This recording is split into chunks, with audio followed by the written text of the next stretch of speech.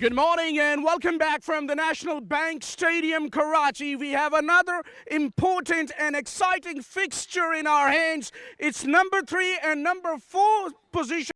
अस्सलाम नाज़रीन, मैं हूं जावेद दुरानी और आप देख रहे हैं जावेद दुरानी पॉडकास्ट। और इस वक्त मेरे सामने एक बहुत ही फेमिलियर फेस कैमरा और एक बहुत ही familiar voice commentator FS Malik, जिनका ताल्लुक मेरे वसेब से इस वक्त मेरे मेहमान हैं। क्रिकेट लवर के लिए ये एक आवाज़ भी जानी पहचानी होगी, ये चेहरा भी जाना पहचाना होगा। खुशामदीद कहते हैं आपको एफएस मलिक स्टूडियो में। बहुत शुक्रिया जावेद भाई मुझे मदऊ करने के लिए। जी, हम जानना चाहेंगे कि आपका ये हिस्ट्री है, किस तरह से आप इस फील्ड में आए, क्या क्वालिफिकेशन होनी चाहिए इसके लिए, थोड़ा सा रहनुमाई कीजिए हमारी यूथ को। जी जावेद भाई, जहाँ तक आपके सवाल का ताल्लुक है, इनिशियली मैं बहुत ज़्यादा इंटरेस्टेड था। I was keenly interested in cricket commentary, सुना करता था अर्ली 2000s में। सही। और बहुत से लोग इंस्पिरेशन हैं, इंस्पिरेशनल स्टोरी बने मेरे लिए, इंटरनेशनल वॉइसेस जो हैं, तो उनको सुनकर I was just thinking with in my self, अपने अंदर एक सोच सी आ रही थी कि यार मैं भी कर सकता हूँ, I can do that as well. So फिर ऐसा हुआ कि my journey was very hard. I had to go through hard phases because आप जानते हैं कि ये जो हमारा लैया है जी, यहाँ से जो है एज ए कमेंटेटर आगे ग्रो करना, it looks very weird। बहुत मुश्किल है, एक्सेंट का बड़ा इशू है। एग्जैक्टली। और मैं फिर करता था इंग्लिश में कमेंट्री, प्रेडोमिनेटली इंग्लिश जो थी वो मेरी स्पेशलिटी थी। उस वजह से बहुत ज्यादा क्रिटिसिज्म का भी मुझे सामना हुआ, लेकिन I just made that like a ladder. मैंने उसको अपनी सीढ़ी बनाया। कब से ये शौक था कि आप कमेंटेटर बनेंगे? अर्ली 2000s में, 2004 2005 की आप बात कर लें। में थे आप? मैं जब 8 क्लास में था। अच्छा, तब से एक पैशन था। एग्जैक्टली। फिर मैट्रिक में, जब मैं 2007 में मैट्रिक में था, तो फिर मैंने ग्राउंड्स में जो है वो शुरू कर दिया ये काम। कमेंट्री जो है, जो हमारे महल्ले में जो टूर्नामेंट्स थी या बस ऐसे ही? उस वक्त थोड़ी सी थी, फ्लुएंसी में प्रॉब्लम थी, but I knew the trick and trade about this job. मुझे पता था इसके रमूज़ो औकाफ का। फिर उस पर मुझे वर्क करना पड़ा, एजेस ऑफ प्रैक्टिस लगी, उसके बाद फ्लुएंसी बनी, और मैं कीनली लिसनिंग पे बहुत ज्यादा बिलीव करता था। फिर मैंने बुक रीडिंग भी की, मैंने प्रॉपर वर्क किया इसके ऊपर। वो कोर्सेज भी चाहिए होते हैं।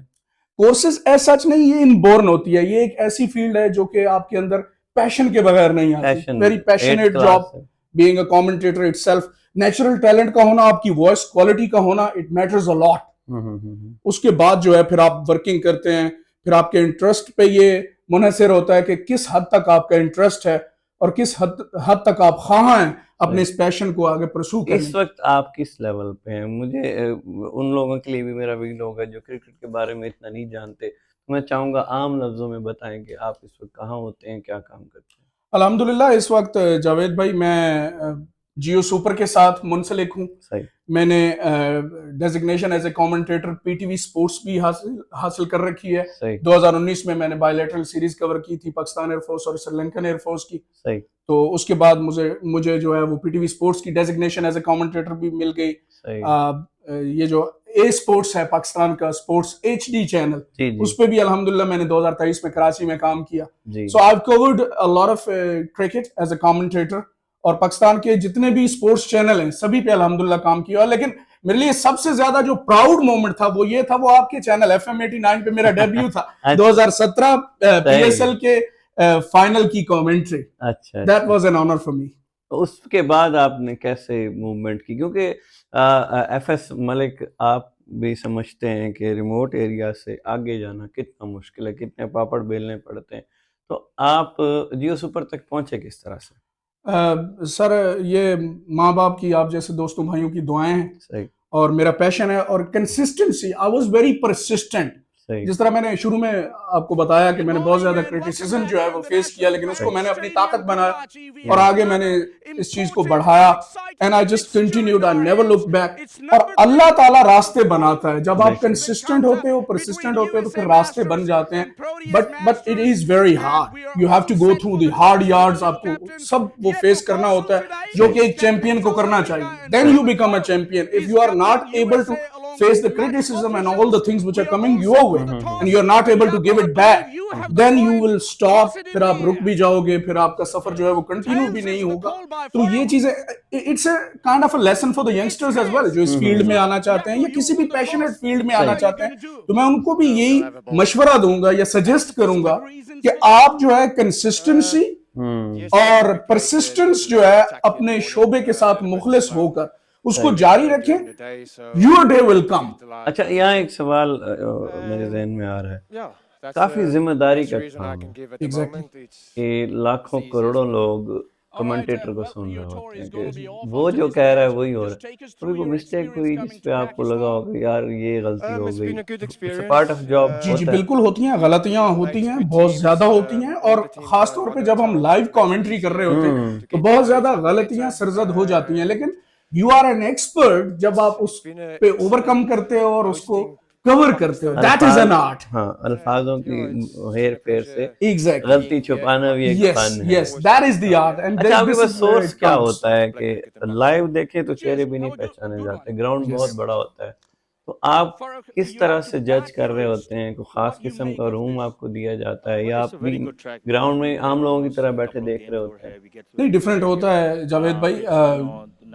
एक कमेंट्री बॉक्स होता है जो कि बिल्कुल एक प्राइवेट प्लेस होती है जहाँ पे आप कमेंटेटर्स ही बैठ रहे होते हैं और आपको एक मॉनिटर दिया जाता है, स्क्रीन दी जाती है और आपके आगे एक ग्लास लगा होता है जिससे आप ग्राउंड का व्यू भी ले रहे होते हैं। So at the same time हम ग्राउंड से व्यू लेकर, if things don't come in our mind at first sight, then we take the help from the monitor which is placed in front of our eyes, so it becomes easier. फिर आसान हो जाता है जब आप monitor और जो सामने ग्लास लगा है उससे आप ग्राउंड का व्यू डायरेक्टली ले रहे होते हैं, तो चीजें आसान हो जाती है। और आजकल इंटरनेशनल लेवल पे तो चीजें बहुत ज्यादा आसान हो गई हैं क्योंकि स्टैटिस्टिशियन आपके पास बैठा होता है, तो स्टैटिस्टिशियन आपको हेल्प आउट कर देता है जब भी आप किसी प्लेयर का, या जब आप हिस्ट्री में जाते हैं, हिस्ट्री की बात कर रहे होते हैं, तो फौरन उसके स्टैट्स जो है, अच्छे ब्रॉडकास्टर्स और अच्छी प्रोडक्शन टीम जो है फिर उसके स्टैट्स दिखा देती है, आप जिस पे भी बात कर रहे होते हैं। अच्छा, एक बात मैं आपसे पूछने जा रहा हूँ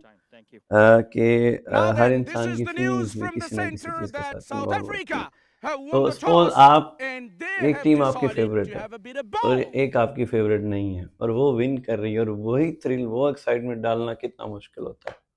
it is itself an easy, suppose मैं पाकिस्तानी हूँ, पाकिस्तान का एक मैच चल रहा है अगेंस्ट स्पेशली इंडिया, आप लगा लें, तो there will be a certain patriotism, लेकिन being a professional, उस चीज को ज़हन में रख के फिर चलाना, it becomes tough, but alhamdulillah I do have the ability to take over all this thing। क्योंकि लिसनर बहुत मैं कहता हूँ कि कीन ऑब्जर्वर होते हैं। Exactly। अगर हम कभी रेडियो पे शो कर रहे होते थे और किसी से लड़ झगड़ के गए बैठे हैं और आगे फनी शो है, तो अगले कॉल हमें यही आ जाती थी, आप सूट नहीं कर रहा आपको ये चीज़ें। और उस वक्त जब आप दुआएं अपने मुल्क की करोड़ों लोगों की हों और एक दुश्मन मुल्क या जो भी व्हाटएवर, जो आप दुश्मन को या मुखालिफ को या अपोजिट, उसकी तारीफ करना और अपनी फीलिंग्स को छुपाना। एग्जैक्टली, राइवल को देखें, जो अच्छा कमेंटेटर, मैं आपको मिसाल देता हूँ, अब मार्क निकोलस को देख लें, one of my favourites. Ian Chappell की मिसाल ले लें, माइकल होल्डिंग अब रिटायर हो गए हैं लेकिन आप उनकी मिसाल ले सकते हैं। They were truly neutral.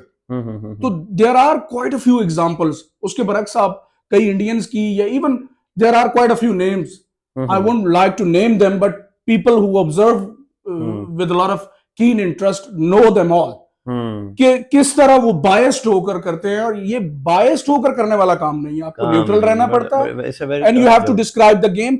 And TV commentary is very different from radio commentary, ये बिल्कुल मुख्तलिफ है। टीवी कमेंट्री जो है उसमें what is happening on the screen, you have to just describe all that।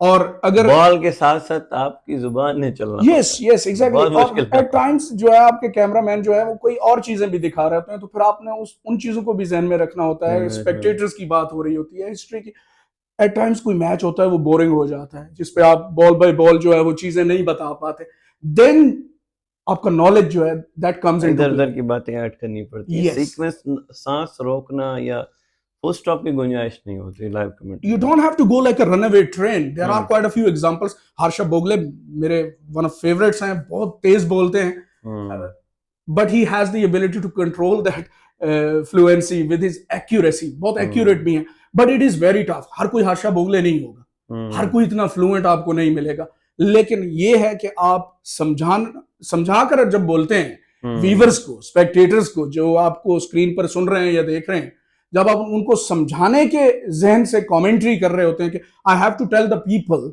I have to in a way teach them, फिर आप जो है अपनी जॉब अच्छे तरीके से कर अच्छा, पाओगे। एक सवाल क्रिकेट लवर्स के लिए आपकी माशाल्लाह एक्सपर्ट ओपिनियन लेना चाहेंगे। जैसे हमारी पाकिस्तानी क्रिकेट टीम का क्या हाल है और कहाँ रिलाय करती है, और इसमें क्या आप समझते हैं कि ड्रॉबैक्स हैं, मैं कहूँ, या स्वॉट एनालिसिस जिसे कहते हैं, स्ट्रेंथ एंड वीकनेसेस, क्या खामियां हैं कि हम बहुत पीछे चले गए हैं, इनको कैसे बेहतर होना चाहिए? बहुत अच्छा सवाल किया आपने। उसमें कंसिस्टेंसी की कमी है और at times matter of selection जो है वो भी बहुत ज्यादा मैटर करता है, और आप अपने प्लेयर्स को जो है वो फुल टाइम उन पे आप इन्हसार नहीं कर रहे होते, या उनको आप एक अथॉरिटी नहीं देते कि यार ये 3 महीने आपने खेलना है या ये सीरीज आप आउट नहीं हो सकते। Players are not sure about their places, that's why they are not able to perform.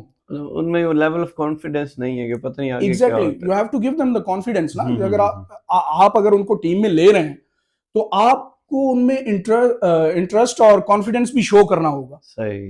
आपको उनको अथॉरिटी देनी होगी कि आप ये 2 महीने या 2 सीरीज आउट नहीं हो सकते, जाओ और अपना नेचुरल गेम खेलो। आप प्लेयर्स के हाथ पैर बांध के उसको नहीं खिला सकते। फखर जमान आपका नेचुरल ओपनर था, आपने 2-3 साल उससे ओपनिंग हटवा ली। पाकिस्तान देखें कंसिस्टेंसी रही है, बाबर आजम और रिजवान की ओपनिंग में 2 से 3 साल कंसिस्टेंसी रही है, लेकिन उस कंसिस्टेंसी का हम क्या करें? हमने कितने इवेंट्स जीते हैं? सही। There will be none in fact. एक वो मैच हमें बार बार याद आता है, वो वर्ल्ड कप का फाइनल जिसमें 152 चेज किया था, उसमें भी हमारी बॉलिंग का हाथ था। Predominantly people who understand cricket they will know कि उसमें भी हमारी बॉलिंग का हाथ था। Yes, they are great players, Babar Azam आपके बेस्ट प्लेयर हैं technically, but you have to give the role, the defined role to specific players who can do that. Hasan Nawaz आपके ओपनर हसन नवाज में मेरे जहन में एक सवाल आ रहा है, लिया का प्लेयर है और पूरा शहर दुआएं करते हैं, उसका क्या फ्यूचर है? उसका फ्यूचर बन सकता है, उसने काफी वर्क भी किया है। मैं उसको बहुत अरसा से जानता हूं। जब वो पिंडी में क्लब क्रिकेट खेला करता था तब मैं कमेंट्री किया करता था वहां पे एक निजी चैनल के लिए। 2018 की बात है, 2019 की।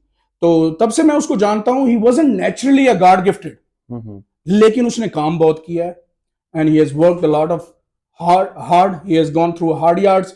और आपको क्या लगता है आगे भी वो इस तरह परफॉर्मेंस दे सकेगा? जिस मैच ने उसको उठाया उस तरह का वो रिपीट कर सकता है परफॉर्मेंस? यस ही कैन, लेकिन